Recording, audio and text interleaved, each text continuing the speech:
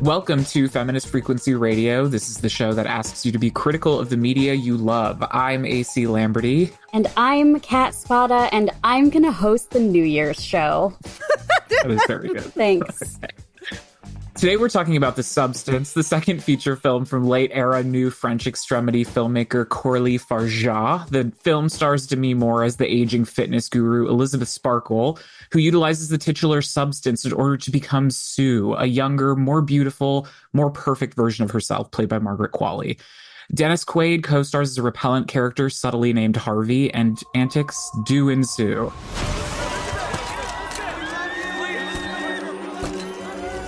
People always ask for something new. It's inevitable. At 50, well, it stops. Have you ever dreamt of a better version of yourself?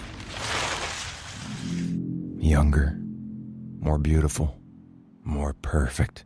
One single injection unlocks your DNA and will release another version of yourself. This is The Substance. Returning to the podcast this week to discuss the film with us is Anita Sarkeesian, who can usually be found throwing ceramic pots with her boyfriend Patrick Swayze, but today has joined us on the desperate search for just one more hit of Stabilizer. Yes. What's up, Anita? Hit of Stabilizer. You know what's funny about this is I suddenly really want to learn how to do pottery. Like, it's just like this aching need that I'm like, I must learn this. So it's really funny that this is how you've introduced it. Yeah. Yeah, exactly. So if anyone wants to teach me how to do pottery, hit me up. Thank you for recommending this movie. It was one that I'd wanted to see, but I wouldn't have forced myself to get to the theater if we weren't going to record about it. And this is a see it in the theater kind of movie. 100%. If for no other reason than the sound design. Yeah. There's a lot of reasons, but the sound design is just on point. And I feel like the sort of surround sound of that was really compelling. Although there were moments where I was like, I'm not a eating sounds tolerator. And so the Dennis Quaid scene, I was kind of like, all right, is this it? Is this the part everyone's squeamish about? It's not. It's not. No, it's not. I can tolerate a lot of nasty shit. And even, listen, that last 10 minutes, I was like, oh my God. It was wild. I mean, look, I was laughing hysterically. Yes. Hysterically. And half the audience was laughing and half of it wasn't. And I'm just always curious about, I'm like, do you understand what's happening right now? Why are you not laughing? It was a little bit like being in the live studio audience for the Maury Povich show. People hooting and hollering, and the two guys in front of me, I was covering my eyes a little bit and they were like, come on. I was like, yeah. I love that there's I went to a packed showing on a weeknight, which I loved. I'm glad that people are coming out for it. It's great to see with other people. Yeah, and spoiler alert, I guess. I feel like if you want to see this movie, go see it. But if you are on the fence about it, we'll talk about it, and it's not worth withholding any kind of details about this movie or how it ends, really. But yeah, Anita, initial thoughts though. You texted me, I think probably right after you got out of the theater. Yeah, 5 out of 5 Letterboxd. Let's go. I just there was one moment where it dropped down to 4.5, and then it the ending brought me back to 5. Does anyone else do that? Me and my friend, just when we get out of the theater, we just immediately before we even get out of the theater, we record our Letterboxd ratings. And I have people who judge us. They're like, don't you want time to take it in? I was like, nope, initial reactions. That's what the Letterboxd rating is for. You lock it in. I loved it. I loved it. And I think partly because I like that magical realism kind of energy in filmmaking. So I bring up The Art of Self-Defense a lot as an example of this, where it's just it is in our world, but it's not really our world. But there's no explanation. You're just watching, you're just engaging. It's just there. We don't know what the substance is. We don't know where it came from. We don't, any of that stuff. And it doesn't matter. So it's very vibey. It's very visual. It's got all of this exciting energy to me that made me just be like, yes, I'm here for this. What are you going to do? Let's go, you know? Yeah. And then as it goes through, you're just like, this is an ode to Cronenberg, you know, like it just has all of these like influences in it. So for me, I loved the whole package, right? I loved how it was like, I liked what it was saying and trying to do. I think that it fucks with you a little bit. And anyways, I'm just going to ramble on, but I think that there's something really fascinating for me as like previously a feminist media critic being like, this is extremely objectification, but in a way that is so intentional. And it's not even male gaze, it's patriarchy gaze, because we're all fucking doing it. Every single person in this audience is doing this. So I feel like I should stop there, and then we should like explain a little bit of why it's like that, you know, like what's happening for that, because it doesn't make sense unless, you know. What was really interesting to me is like, I went into it expecting, okay, this is about youth, and this is what this movie is going to be about, youth. And then it ends up being a lot more about also celebrity and just like the panopticon and like being looked at as a body or a person. I also felt like it was a lot about mothers and daughters, or about motherhood, which I'll come back to that because I feel like a lot of things I've read have been like, how great, a movie that's not about motherhood. And I was like, I think it is. But that also could be my own mommy issues coming through. But like, yeah, there is like, I'll just say my initial out of the theater reaction was, that is so much stupider than I thought it was going to be. Parentheses, complimentary. Like positive. I did go into it expecting like, this is going to be like very incisive. And then perhaps like, because I felt this way before the third act, like, which is obviously gonzo, but like even before that, I was like, no, like this isn't as in depth as I really thought it was going to be. It is goofy as hell. But like, that doesn't mean I did not have a good time and still keep thinking about it and like wanting to read reviews and see what other people were saying. So AC, what was your thought? I think it's kind of brilliant in like an Ouroboros kind of way, because I don't think it's saying anything particularly new or like incisive, but I also think it knows that, and I think it wants to exploit that through like style, essentially. And I think it does that really successfully, which is amazing to me. I think it has so much more artistic merit than Megalopolis, but like the viewing experience was very similar to me, where I was just kind of like mouth agape, like really excited to be watching it. You know what I mean? So that was a great experience for me. I was really interested in like the mode of stardom it was commenting on in particular, though. Like, I thought it was really fascinating to choose a kind of aerobics fitness star as this paragon of beauty and celebrity. And I think that's like such a cheeky, funny choice too. But yeah, to your point, Kat, I'm a really big fan of Catherine Breillat, who's another like French New Extremity filmmaker who does a lot of like really fucked up movies about women. And for her, I'm always like ready to think and be really intellectual with her films. But this one, I didn't get to do that, which I'm kind of happy about. But like, you know, still thinking about it, like you said. So yeah. So the whole out of time thing is, you're just like, oh, this is 80s as hell, which is just my fucking love language in general. And then they have cell phones suddenly, and you're like, what is happening? When are we? And at that point, you're like, oh, it doesn't matter. Like, you don't know. It's part of the like the disorientedness that I think is happening in this space. I think what's interesting is that a friend of mine who I saw this with leaned over partway through and was like, Demi Moore looks amazing. And then when we got out of the theater, I was like, you know, you're supposed to feel bad for thinking that, right? And he was like, yeah. And we all did. They wanted you to say that. Yeah, exactly. Totally. And I kind of love that. So it is, you know, I read a 1-star review that just tore it apart and was just like, it's too simplistic. It's this and that. This is like commentary about women's bodies and aging and all this shit is old. And I'm like, yeah, and nothing's changed. So what's your problem, man? Like, we can still talk about this. It's okay. Right. Oh, yeah. And I think that there's something really interesting about like, she does quote unquote look amazing for the ways that we accept and expect aging and women's bodies and all this other stuff. So the fact that she's just like, I am washed out, I am old, I'm this, my butt is sagging. You're like, no, none of this stuff's happening. I don't know what you're talking about. Right.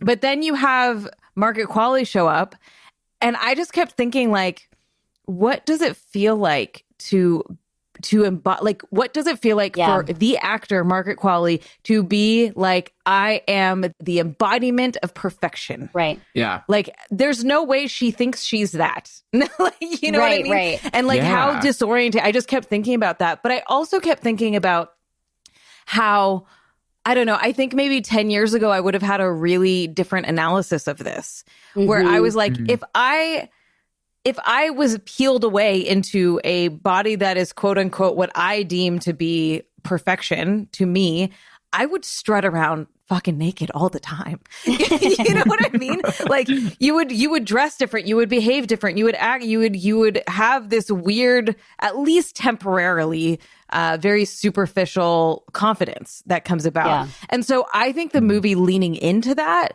and like really scanning her body and like doing like really full male gaze on it makes so much sense for this storytelling. I think that it acknowledges that, like, we talk about the male gaze, you know, as, I mean, some people still do, whatever, but that we internalize, like, everybody internalizes these messages, right? And you might challenge them, you might try to push back against them, but like, we've all grown up with this. So it is very like patriarchal, white supremacist, able-bodied gaze that is happening in this movie. And there's something fascinating about that to me. Yeah. I think it does get a little gratuitous towards the end where it's just like, okay, enough. Right? Like, there's a point where I was like, enough already. But also, was it the point when she barfs a tit? Because I loved that. That was, no, honestly, that was fucking oh my God, best the highlight. Earrings in the mirror. Yes, amazing. Like that creature. That creature is amazing. Incredible. But when it did start to get problematic for me was when it was the background dancers. Yeah. In that scene, right? Because I was like, that is no longer what we're talking about anymore, right? I was like, that is just like, you're amping everything up a little bit. So that's when I was like, okay, dial it back. Yeah, it's that question about like, how does Margaret Qualley feel? I have to say, I've never thought of that question before. We should text her. No, but like, there's not a single audience member that can watch this and be like, I can't relate to feeling like I'm not, like, to not wishing that my body was better or that my appearance was better. Like, everybody thinks that, no matter how, like, body neutrality, like, at peace with everything we try to strive for. And I think, like, I wasn't sure if that was a critique I had of the movie of, like, well, what's the point of telling this story with Demi Moore? Like, why not tell this story with somebody not conventionally attractive, right? And have them do it. But then it's like, because it is that Ouroboros, like you said, AC, like it's more hypercolor if it is somebody, and it feels like that feels really specifically gendered to me. Whereas I saw A Different Man recently, which like deals with facial disfiguration and kind of body horror in a very different way, but still is very much about, you know, performance and all that. And that felt like it had a luxury of dissecting an issue in a way without gender. Do you know what I mean? Yeah. Because it's about two men, which I love the movie and I thought it was great. And I think it's also very universally relatable. But yeah, the trappings of gender are like incredibly, obviously very important to the substance. To what you brought up earlier, Kat, is like, I didn't know anything about the movie going into it. So to me, I was just like absolutely delighted when I was like, oh, the colors and the weird and the you know, I try to do that more and more. Yeah. Yes. That's great. But it is so much about celebrity. You know, like it is almost more about celebrity than anything else. And I don't know what the discourse is on this, but I think there's a big focus on body and perfection, when really I think that the celebrity part of it is like really key. This story would be very different if it was just a woman in her apartment who exists in the world, you know? A high-powered lawyer. Right, which begs the question for me about the man who introduces her to the substance, which is, why are you a nurse part-time? But then I was like, okay, maybe not. Like, maybe... It's like, Lucky Blue, get out of here. I was like, why do you have this job? Like, go be a model or like sell men's health supplements on podcast ads. Like, I don't know why you're doing that, but Yeah, like I want to talk about the Demi Moore specifically of it because her celebrity is like fascinating it's to me. So interesting. And like, I'm amazed that she's also 10 years older than the character that she's playing. Yes. The whole time I was like, I think Demi Moore is actually 60 something, not 50 something. I didn't know that. I read her memoir, and she talks a lot about all of this. I was like, oh, it makes sense that she agreed to do this, because in her memoir, she talks about the obsession with her body and like not eating enough and over exercising and never feeling confident in that. And then like the exploitation around some of that stuff. And I was just like, it felt really right to have her in this role based on what I knew. And also just like, we haven't really seen her in a while, you know? And she came out swinging on this thing. Totally. Yeah. But also like, thinking about her as a beauty icon, or as like a standard of beauty, is interesting because I feel like the most noteworthy moments of her career as like an image have been when she's like, wow, she's so beautiful, but she shaved her head. Oh, she's so beautiful, but she's 8 months pregnant. Like, it's always this thing. But her haircut in Ghost is crazy. Yeah, like, but she's 60. Like, everything is like, oh, isn't it crazy how Demi Moore is like being alt in this way of, or like doing stuff that is not traditionally seen as like feminine, sexual, desired. And like that has been the stuff that she is remembered for. Like her maternity photo on Vanity Fair was like a nonstop punchline for years. And that being like, how could you be sexy and naked when you're pregnant? Like, which is crazy, right? But that casting of her as someone who's been through that, like, feels like it is part of the story. Like, there's other parts of Demi Moore's life that I wouldn't necessarily transpose onto like Coralie writing the screenplay, but this, where it's like, if she didn't get Demi Moore and she tried to do this with some other actress, like Sharon Stone, my alt pitch. Please, Sharon Stone and Sydney Sweeney. I'm like, Sydney Sweeney is this. Okay, no. Fuck Sydney Sweeney. So hard. Margaret Qualley is, I was just like, yes, this casting is incredible and she can act. And I was just like, she's in everything these days. Like, her and her agents are making great choices. Sydney Sweeney can go fucking, whatever. I'm not going to say it. Well, I mean, the Nepo side of things, like, did make me ask, like, well, would they have done this with Andie MacDowell and Margaret Qualley? Would they have done this with Demi Moore and Rumer Willis? Like, you know, like, it's a weird... You can't really ask that question because, like, Rumer Willis does not have the star quality or, like, career that, you know, like, just that. Like, you wouldn't make the movie with her, right? Andie MacDowell is a different type of actress. Yeah. Like, she isn't sexualized in that way. She's been a love interest, but she isn't that, like, body-forward type of actress. So it wouldn't... happen, but it's like, wait, you talking about celebrity Nepo makes me want to hear your thoughts on the motherhood read. Let her cook. Yeah. Let's go. Well, first, just like a complete aside that I think is just a coincidence, because the Dennis Quaid character was going to be Ray Liotta at first before he died. Oh my god. Which would have been awesome. Is that Andie MacDowell dated Dennis Quaid for a year in 1999. And so I did have this thought of like, oh, weird. He was like in Margaret Qualley's life when she was 5 years old. Like, that's crazy. So there is this thing that really did surprise me about the movie. And I'd seen the trailer. I didn't really know how extreme it would be outside of that.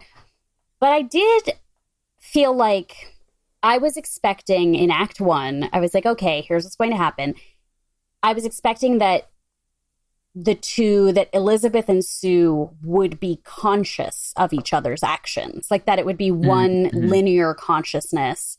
Obviously, the story is very different than that. And I've seen people talk about the cool themes of like, whether it's mental health, whether it's addiction, like all the ways in which you do have like a bifurcated personality and consciousness that you have to serve one and it damages the other. Like, that's very interesting. But I did feel like there was this story, this like B story happening of a mother and daughter, and how a lot of times, like, there's even an old aphorism that's like, used to be old wives' tale. people could tell if you were pregnant with a girl because girls steal your beauty. Like that used to be an old wives kind of saying thing. Yeah. And that like when you are a woman who then has a daughter, the attention is now all on her and your life effectively is over in a sense. And that I think in like narcissistic mother-daughter relationships or like in complex relationships like that, there is a sense of like sucking the energy between one or the other and like putting your daughter into acting classes because you're an actress and maybe you want to see her follow in your footsteps, but then she's going to start getting the roles that are like, well, find me the next Demi Moore. Like there was such a interesting like maternal feeling I had watching these two characters, which I think is partially planted in my brain because of both of these women being in Hollywood families. Like I think that was kind of the seed of that, but it felt like, I can't believe my daughter's acting out this way. And like, oh, I can't believe my mom wants all this attention. Like that was the sort of feeling I got by the end of Act 2. I love that. That's super interesting. I think that's a great read. I don't know. It also just like, I love the moments when they came back and didn't know what the other had done and like what they were going to have to reckon with. Like, I don't know, the cleaving and the not, that kind of unrelation is really interesting to me in terms of like motherhood too. Yeah. I love that. That is such an interesting analysis and makes so much sense. And it could also be, you know, like it is legitimately in text. It's like the younger person comes in and takes over the older person's job kind of thing, right? And then you add this layer of like of family or familial to that it does get fairly complicated. And I think that it's not just that you're like, what did the other person do? It's that the things they chose to do, I think, were really interesting. And so having like the cooking, that whole scene where, oh my God, I forgot Sue. What's Elizabeth? Demi Moore, Elizabeth's character, like just like goes bananas and does like the most outrageous cooking scene. And this was some of the sound effects that I really loved. Like she was mixing batter, but it sounded like a drill, right? Like it was just straight up other sounds. And how they were just like fighting this silent war against each other. And they kept trying to reach out for help, but they were like, nope, this is what happens, right? Like the people.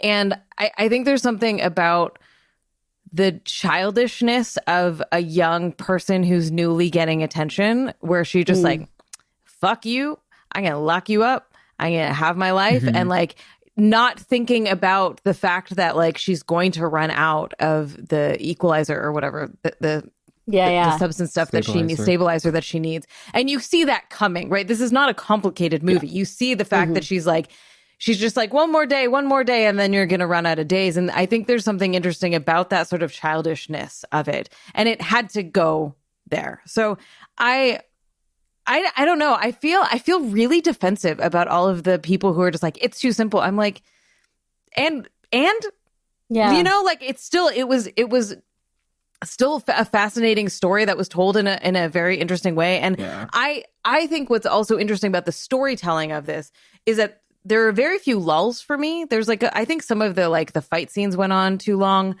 but it like got into it really fast. And it also had like 25 different endings. And I never, and at the very end, I wasn't like, man, they should have ended this 30 minutes sooner. Like I always think. It was like, oh, you like added in ways that you're like, this is fucking brilliant. Also, sorry, I'm like rambling on. I should have taken my fucking ADHD meds. The opening scene with the Hollywood Walk of Fame.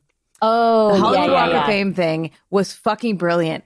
And it started snowing and me and my friend cackled, just full nobody made a sound. It's so good. I watched this in Los Angeles. Why did nobody else in our theater laugh at this? And that's kind of when I knew that this movie was going to be a little wacky, you know? And having it come full circle, I thought was magnificent. Like it just, it worked so well. Because I was like, you can't just... I like your use of the word childish. I don't know. That just like... childish, but also it just like speaks to a really big feeling, you know what I mean? Like it might not be the most deep or like whatever multifaceted feeling, but it wanted to hit you with something and it did. And I feel that. And also, you know, like when when Elizabeth tries to kill her and then is like, oh no, I shouldn't. And then they're both alive at the same time. And you're like, oh God, this is too much. And she goes feral. Sue goes fucking feral.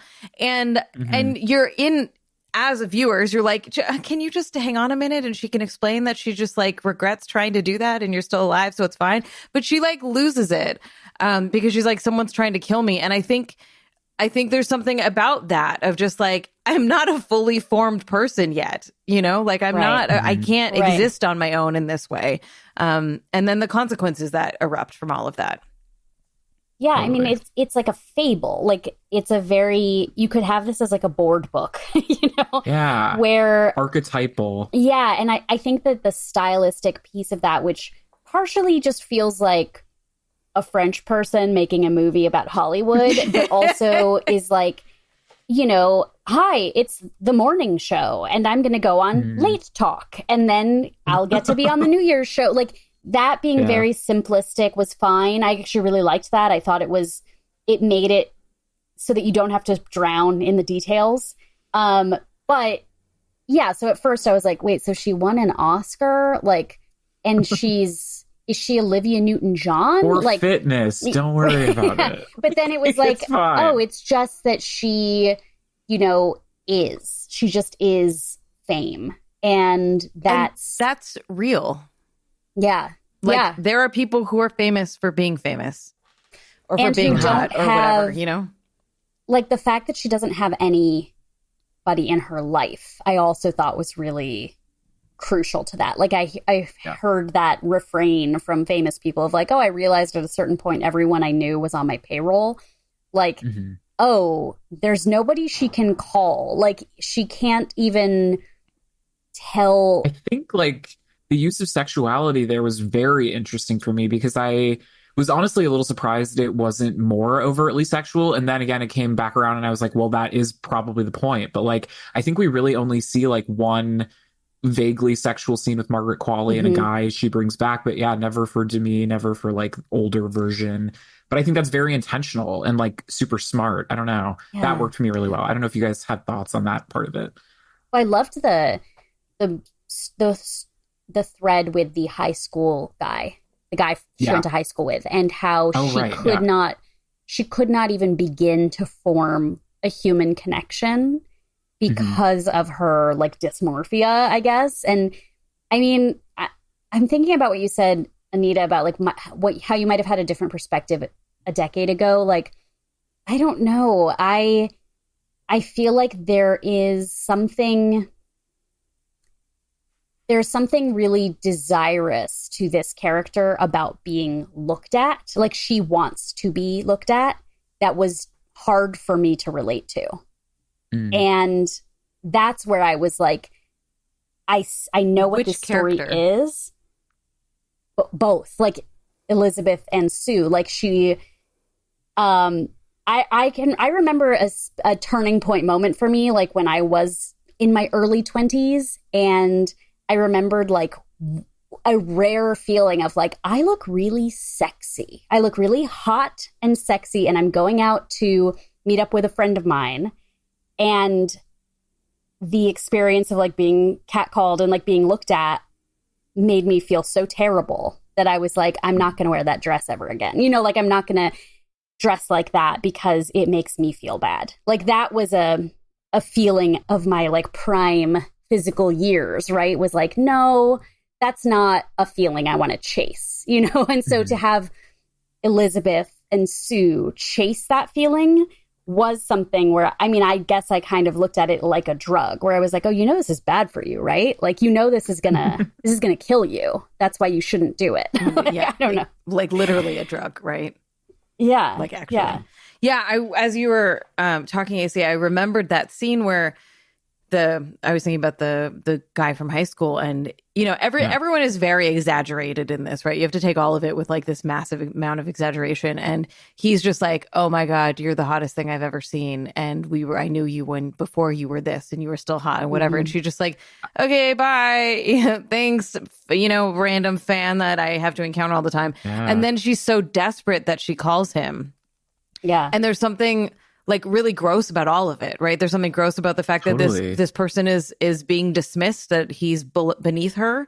And also that she's now like, well, it's the only affection I can find, so I'm going to find it. And then not only that she like breaks down and does that, but she doesn't actually like calls him, she doesn't actually go through with it because she starts doing the thing, which at first I'm like, oh man, I feel like I know that I've been there where you're just like, oh, I don't like that. Oh, I go on change. Oh, everything feels bad today, you know? But the extreme of that, right? The like one time she tries to leave the house it's sad, you know, like, and it's frustrating. And it's almost this attempt for her to be like, I am good enough. I don't need this other thing, right? I can be loved and valued, and it doesn't have to be about all of this. And then that's just fucking gone, you know, because she's like, this isn't true.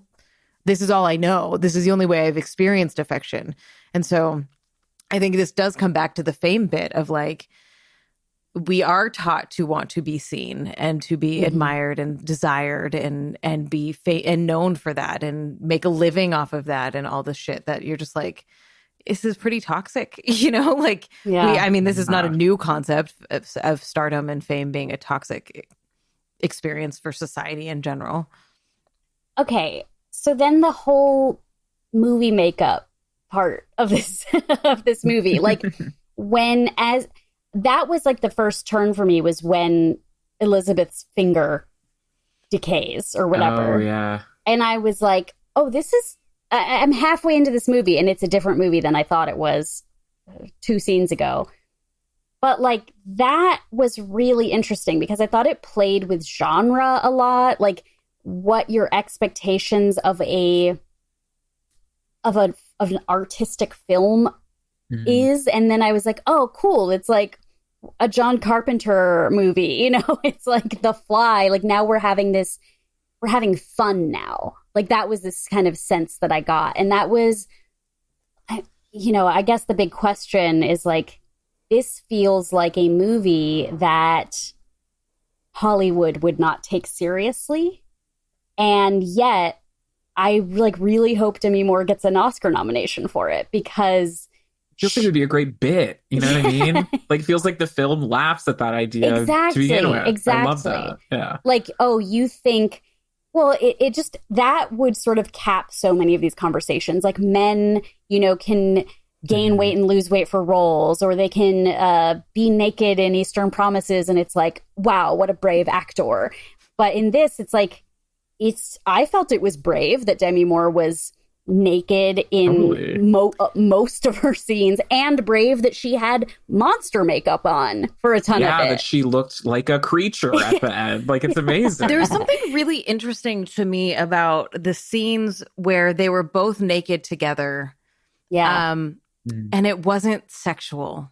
And I know that's like, you know, that's it feels weird to say out loud, but the reality is that when you see two women with like, you know, stereotypically perfect bodies, it's usually some kind of porny kind of, you know, fake pseudo lesbian eroticism. And in this, it was just like, no, it's not weird that they would be naked together. They were just, one was just birthed basically, and the other one was naked on the floor. Yeah. And like, there's like a delicacy with how they interacted with each other and touched each other. Mm-hmm. And because you're like, when she was jamming that needle into her abscess. Yeah. I loved that. That was my favorite body horror element. I think so. Okay. Yeah, that was great. I know we already talked about this, but the boob birth was among my favorite. But what I loved before that is after the earrings, like the monster came out and the earrings were put on, and then she's on stage being like, hello, this is who I am, I'm so hot, is when you see her full body and you see that the dress is like wrapped around one tit, so one boob is just hanging out. And to me, I was like, oh, we didn't catch that before, but we see it now, and it's really funny. Like, it's just, it is a delightful aesthetic choice that was made. And like that, this weird, monstrous thing was like, this is fashion, you know? That ending is it is delightful. I was like, I really hope they make the choice of her continuing to go through with the show. Like, brilliant. So funny. It was wild that it just kept going. It just kept going. Yeah. Well, because at first it's like, oh, is Monster Demi Moore gonna be the one who like tries to go save the show? You know, what is happening here? I don't know. I mean, there was a part of me that was like, it felt like they got to the end of the shoot and they were like, oh, we actually have a lot more budget than we thought we did. So, like, how many blood cannons do you want to rent? All of them? Let's go fucking crazy. Yeah. Well, and like, it honestly, the movie could have been great if it just ended when Sue was like, oh, fuck, my fingernails are falling off and I can't, you know, and just in that one scene in the mirror. But then she's just like, no. Like, in her fucked up brain, she's going to just do it again. And this is the repeating cycle. Right. Yeah. Like this is also part of the commentary of like, we are just repeating this over and over again. And like, mania. You know, like the next, you know, you get too old and you get pushed out and then the new young, you know, hot thing comes in and takes their place. And like, this is like poking fun and commenting on that cycle. That's just not, it just doesn't end, you know, that's just. Which is where I also found a bit of like a childbirth motherhood story in like, oh no, I'm reaching the end of my prime. What do I do? Like, I want more attention. Like, what if I have a baby? Like, that's a very uncharitable read on parenthood. I don't think that as a blanket thing, but like, as somebody who is needing something and who has a bottomless void, one way that you might try to solve that problem is by like making a new person, which is crazy, you know? But man, Demi Moore's death mask, first on the back of Monstro Eliza Sue and then on the Walk of Fame, I was like, I want to see that clip at the Oscars. Like, yeah. So it's funny that you keep bringing up the Oscars because I'm just like, there's no fucking way. There's no way. It's a bad year though. It is a bad year for movies, right? Yeah, it's been a really bad year. It's been mid. But yeah, like Poor Things was stupid. Poor Things was amazing. I feel like if a man made this movie, this would be an Oscar movie. Like, interesting. Well, that's how I'm feeling about Emilia Perez. Not gonna lie, I'm like kind of worried about what's gonna happen with the Oscars there. Yeah. But yeah, but I know the Oscars aren't the actual arbiter of like what is great and important, but like becomes a part of the story. I think for sure, especially with a movie like this, and like I think that the sort of like the nudity, the infantilization, the like goofy monster mash walking that Emma Stone is doing, like that's crazy that won Best Actress and all those Oscars. So I'm like, well, why can't this? Right. And I think why can't this is because like it wasn't from the perspective of a guy we all love the stories he tells. Yeah, and it also feels like it is, it's funny, it's called The Substance. I keep wanting to say like not as substantial. Do you know what I mean? And yeah. I'm not saying that that's true. I'm saying that there's something about it being like 80s and flashy and poppy. About women's issues. And yeah, it's like it's very pop culture in a way that the Oscars doesn't like. Or, you know, whereas Poor Things feels like, and I have made art and it is a little bit weird, you know? Yeah. And I think that that's unfair. Like it's an extremely unfair reading, but it does feel a little too poppy in some ways. Can we just talk for a minute about like, this feels like a weird question because I'm asking about the lack of something, which I feel like has come up where I was like, oh, it's weird that there wasn't as much sexual violence in Furiosa as I thought there would be. This is super straight, this movie. Like, we watched Seconds. Anita, have you ever seen that? The Rock Hudson movie? Mm-mm. That is a movie that, like, stars a famously closeted man. So it's easy for us to watch it and be like, there's hella queer themes in this movie. Even if that, like, which I do think was textual. Like, I don't think that's just us putting a modern read on that. Like, this movie really, I feel like in the hands of a different filmmaker might have like pressed at the edges of what like heteronormativity plays into this and like cisgender experience plays into this. Like I did feel like it was not interested in telling that story, which is fine. Like it doesn't have to be all things to all people, but I don't know. I just wanted to like mention that in case anyone had thoughts. Yeah, I like didn't really have a trans read on it at all, and I didn't really care to. And I also think a certain kind of French woman would really resent a trans reading of this movie, to be honest. And I saw a couple people kind of trying to get there in Letterboxd reviews, and I find in terms of like body changing kind of stuff, A Different Man was like more like literally relatable for me. Yeah. But again, still, I love this movie for what it was. You know? I think what I'm getting at is just that like what her perfect version of herself is herself. And is perfect to everyone else. Yeah. Do you know what I mean? Whereas like you could argue differently for a trans reading for sure. Yeah. It is very simple, and it is not pushing many boundaries or not boundaries, but it's not pushing up against any kind of intersections with regards to that. I noticed, AC, that you talked about in the show notes. I saw the TV Glow in here, and I found a bunch of people who had trans readings of that specifically, that movie, and I thought, and I didn't but I did not while I was watching it, and I was like, oh, that totally makes sense, and I could see that being applied to the substance, but I also see why there's resistance to it as someone who wouldn't have that. But I saw the TV Glow feels like it is so much more welcoming to, like, for me, I saw the TV Glow was very much like, we are the weirdos, mister. You know, like it was like my generation. Like that movie was made, I'm sure, by someone of my generation where we were like, it confirmed was. Yeah, you know, where I'm just like, we all were just like a bunch of me and my friends were of my generation were just like, holy fuck, this movie's about our experiences, like fully, you know? And it has more of a opening for the weird and the strange and the obscure and the left out and the unclear. Earnest in some ways. Whereas the substance is not, there's no room in the substance for anything outside of perfection and the norm and the standard. There's no deviations outside of that, right?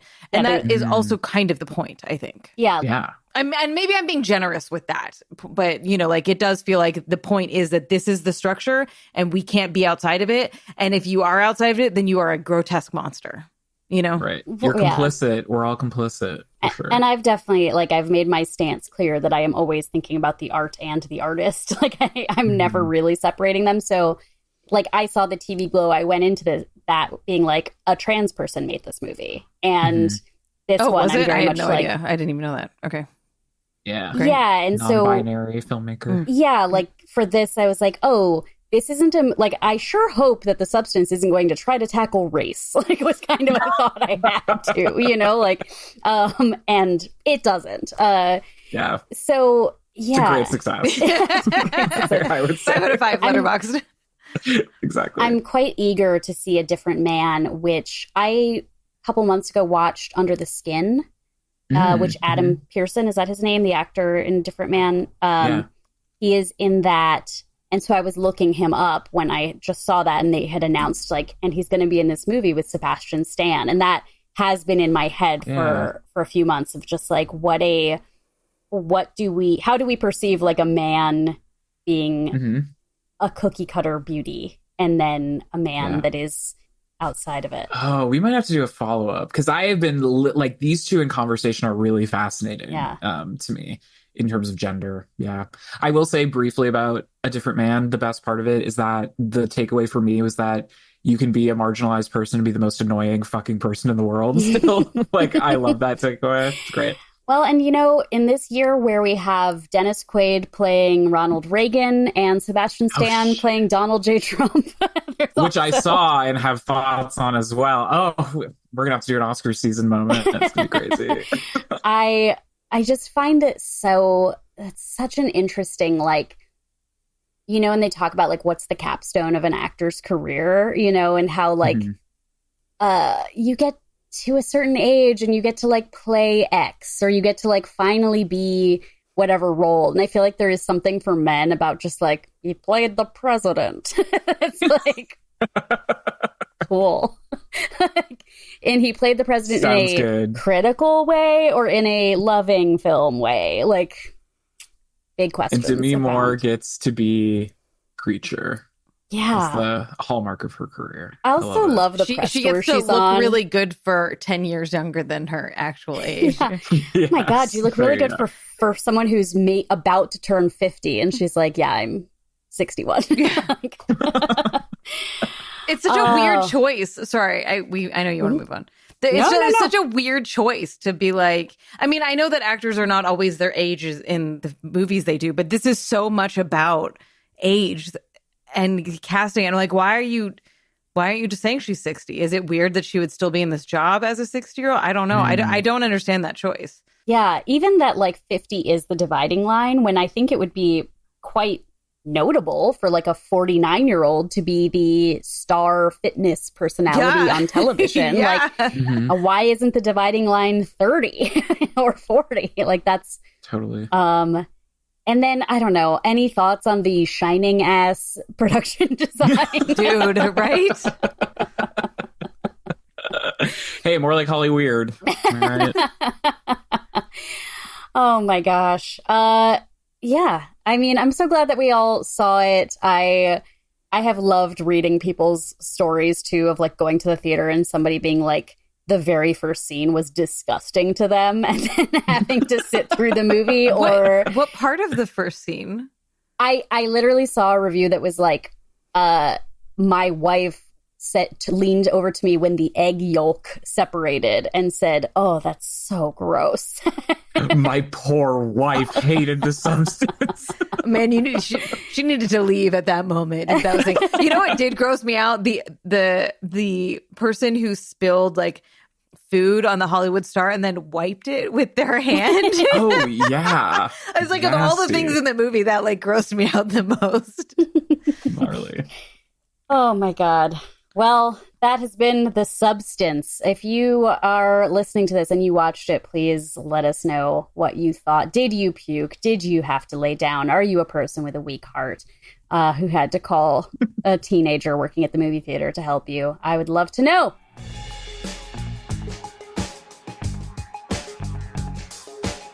That has been our show for today. Anita, thank you for suggesting this movie. Thank you for coming back on the podcast. Happy using any to social medias? Anything you want to tell people about? I mean, unless you want to talk to me about pottery. No, I don't even want to talk about it. I don't have anything to talk about with pottery. I just want to do it. AnitaSarkeesian.com. I'm on things with Anita Sarkeesian as the username sometimes. I'm around, kind of. That's it. Love it. I personally am AC Lamberty. You can find me at AC Lamberty on Instagram or Letterboxd. I'm Kat Spada, and you can find me at cat_ex_machina on Twitter and Letterboxd. And be sure to follow Feminist Frequency on all the platforms at FemFreak. If you are a Patreon subscriber, stick around for a little bonus episode. Yeah, we're gonna do it. Classic style today. Anita's gonna stay on for the bonus. We're gonna have a little chat about. I'm freaking out personally about our mystical futures. If you like the show, help other people find it by sharing, subscribing, rating, and commenting on your favorite podcast app. Thanks so much for listening. Bye.